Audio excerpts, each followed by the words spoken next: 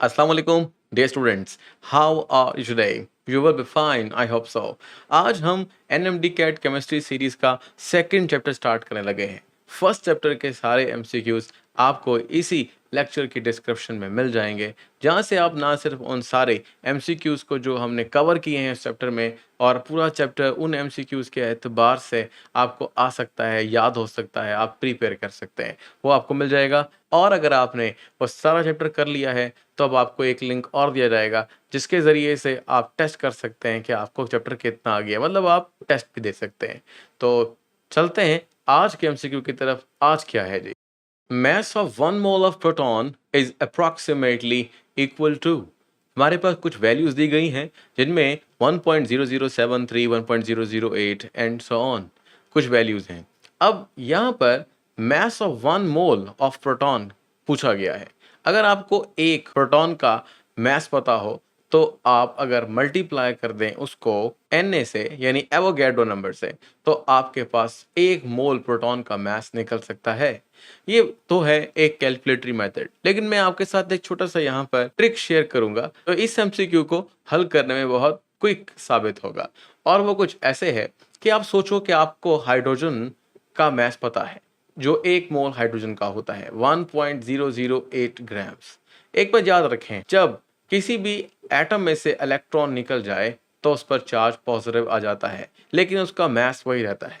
तो जब हाइड्रोजन से एक इलेक्ट्रॉन निकल जाता है, it is also called a proton.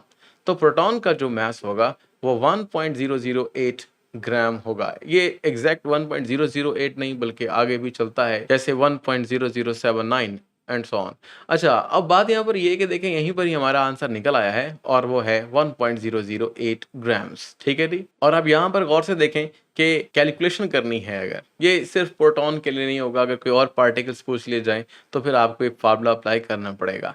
तो हमारी बुक में जो प्रोटॉन का टेबल दिया हुआ है, electron, proton, neutron, chapter number 5, और ये जो हमारा चैप्टर है ये भी एटॉमिक स्ट्रक्चर के बारे में ही है, मतलब चैप्टर नंबर 2 एटॉमिक स्ट्रक्चर है।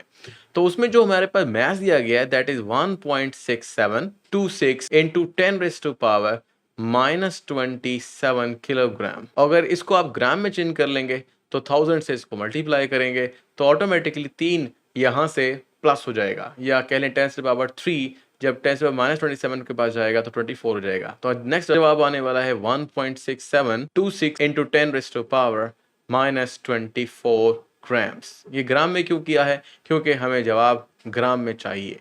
ठीक है, AMU में भी आप निकाल सकते हो, लेकिन AMU में बहुत थोड़ा सा डिफरेंट आंसर होगा। यहाँ पर आप देख सकते हो ऑप्शन नंबर डी में आपको यही वैल्यू दे दी गई है। तो कभी आप देखोगे, मतलब अक्सर ये देखने को मिलता है कि जब MCQs की ऑप्शन डिज़ाइन की जाती हैं तो उसमें एक बहुत ही रेलेवेंट सी कोई वैल्यू डाल दी जाती है।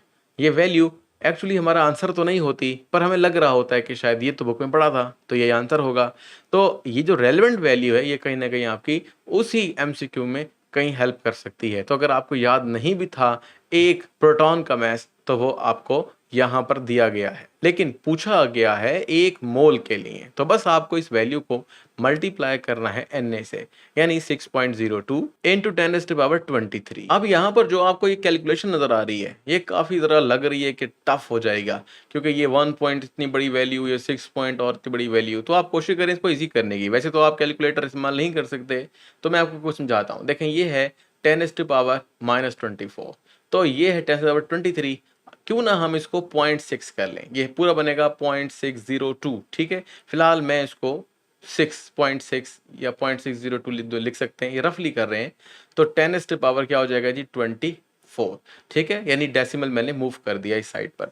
अब यहाँ आप देख सकते हो -24 और +24 खत्म हो गया। अब क्या हुआ जी?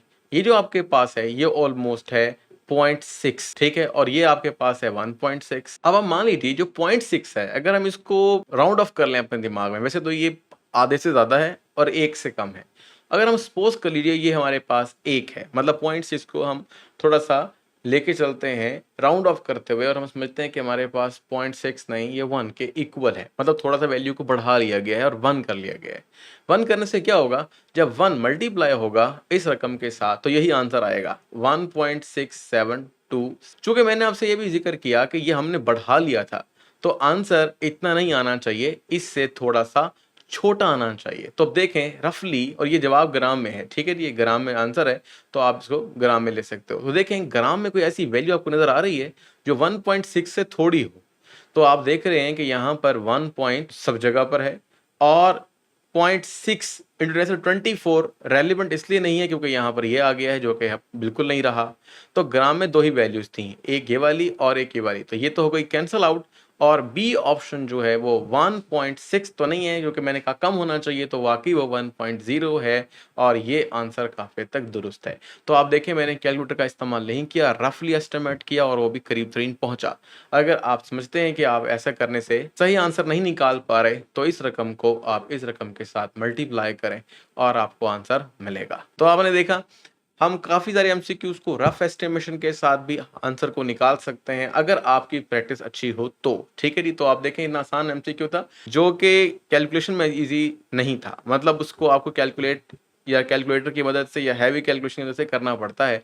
बट ये है कि वो वैसे जो आपका 1 proton multiply by Na, electron का मास मल्टीप्लाई बाय Na, तो 1 मोल इलेक्ट्रॉन, 1 मोल प्रोटॉन, 1 मोल न्यूट्रॉन, 1 मोल एटम्स, 1 मोल, तो आप इस तरह से किसी भी एक पार्टिकल का अगर मास जानते हैं तो जस्ट उसको एवोगैड्रो नंबर से मल्टीप्लाई कर लें। तो आज इतना ही। लाइक शेयर सब्सक्राइब ज़रूर करें। इस लेक्चर को शेयर करने का जो मकसद है वो यही है, जो मेरे चैनल स्टार्ट किया था तो उस वक्त मकसद बनाया था कि जो लोग हाईली एजुकेशनल इंस्टीट्यूट में नहीं जा सकते, वो एक अच्छे टीचर से नहीं पढ़ सकते स्टूडेंट्स, वो किसी ऐसे घर से ताल्लुक़ रखते हैं जो बहुत ही हैंड टू माउथ है, तो वो लोग भी यहाँ से फ़ायदा उठा सकें और वो एजुकेशन हासिल कर सकें जो टॉप रेटेड इंस्टीट्यूट्स देते हैं। तो अपना ख्याल रखिएगा।